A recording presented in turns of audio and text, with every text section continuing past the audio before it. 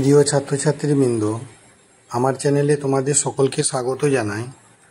আজকের যে প্রশ্ন সেটি হলো বাঁকুড়া বিশ্ববিদ্যালয়ের দর্শনের চতুর্থ সেমিস্টারের মাইনরের প্রশ্ন। এই প্রশ্নটি হলো নীতিবিদ্যার আলোচ্য বিষয় বা পরিধি আলোচনা করো।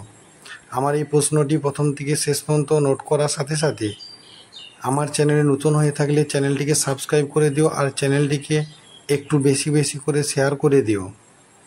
আজকের প্রশ্ন হলো নীতিবিদ্যার আলোচ্য বিষয় বা পরিধি আলোচনা করো। উত্তর দেখো, সমাজে বসবাসকারী মানুষের আচরণের ঔচিত্যমূলক বিজ্ঞানকে নীতিবিজ্ঞান বলে।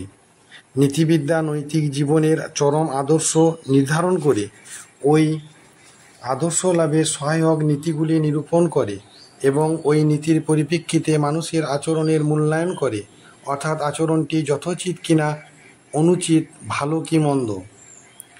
প্রত্যেক বিজ্ঞানের নিজ নিজ আলোচ্য বিষয় থাকে। যেমন প্রাণীবিদ্যা প্রাণ নিয়ে আলোচনা করে, রসায়নবিদ্যা পদার্থের রাসায়নিক ক্রিয়া প্রতিক্রিয়া নিয়ে আলোচনা করে। নীতিবিদ্যা ও আপনাকার বিজ্ঞানের মতো কতগুলি সুনির্দিষ্ট বিষয় নিয়ে আলোচনা করে। ওই সব আলোচ্য বিষয় হচ্ছে নীতিবিদ্যার কারিগর বা পরিধি। নীতিবিদ্যার পরিসরের অন্তর্গত কয়েকটি মুখ্য বিষয়ের উল্লেখ করা যেতে পারে। সেগুলি হলো: 1 নম্বর, নীতিবিদ্যার আলোচ্য বিষয় আচরণ। আচরণ বলতে বোঝায় মানুষের স্বেচ্ছাকৃত কর্ম, অর্থাৎ ঐচ্ছিক ক্রিয়া, ভলেন্টারি অ্যাকশন। কেবল ঐচ্ছিক ক্রিয়াকে নীতিবিদ্যার আলোচ্য বিষয়। স্বেচ্ছাকৃত কর্মের স্বরূপ কী?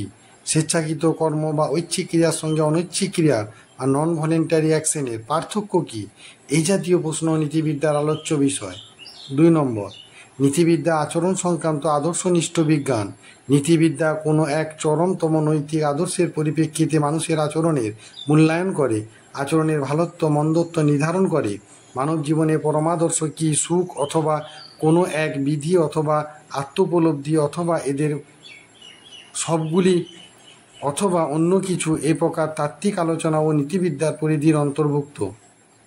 3 নম্বর, আচরণের নৈতিক বিচার প্রসঙ্গে নীতিবিদ্যা ওই নৈতিক বিজ্ঞানের স্বরূপ নির্ধারণ করতে যায়।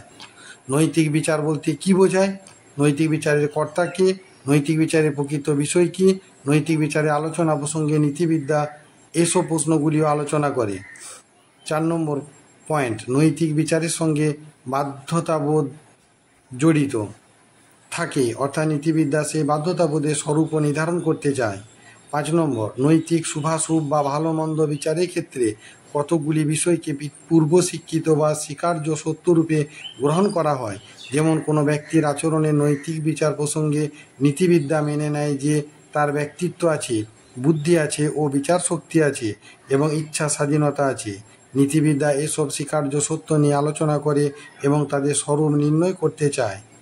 6 নম্বর, উচিত অনুচিত, কর্তব্য প্রভৃতি ধারণার সঙ্গে নৈতিক গৌরব অগৌরব, কর্তব্য অধিকার, সততা প্রভৃতি ধারণাগুলি জড়িত। এদের স্বরূপ বিশ্লেষণ ও নীতিবিদ্যার কাজ।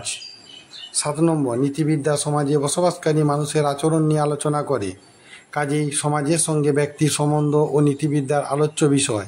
সমাজে বসবাস করে কোনো ব্যক্তি অপরের স্বার্থবিরোধী কাজ করলে সে অপরাধী রূপে শাস্তিযোগ্য হয়। অপরাধ এক প্রকার সামাজিক ব্যাধি। এর মূল কি? অপরাধীকে শাস্তি দেওয়ার নৈতিক বিধি আছে কি? নৈতিক দৃষ্টিকোণ থেকে অপরাধীর প্রাণদণ্ড কি সমর্থনযোগ্য? এই জাতীয় প্রশ্ন নিয়েও নীতিবিদ্যার আলোচনা করে। 8 নম্বর পয়েন্ট, সর্বোপরি নীতিবিদ্যা বিভিন্ন নৈতিক প্রত্যয়ের ভালো মন্দ, শুভ অশুভ, কল্যাণ অকল্যাণ, ন্যায় অন্যায়, উচিত অনুচিত ইত্যাদি নৈতিক বিশেষণের সুস্পষ্ট অর্থ নির্ণয় করতে চায়। সাম্প্রতিককালের একদল ভাষা বিশ্লেষক নীতিবিদদের মতে নীতিবিদ্যার প্রধান কাজই হল নৈতিক প্রত্যয়সমূহের অস্পষ্ট অর্থকে সুস্পষ্ট করা।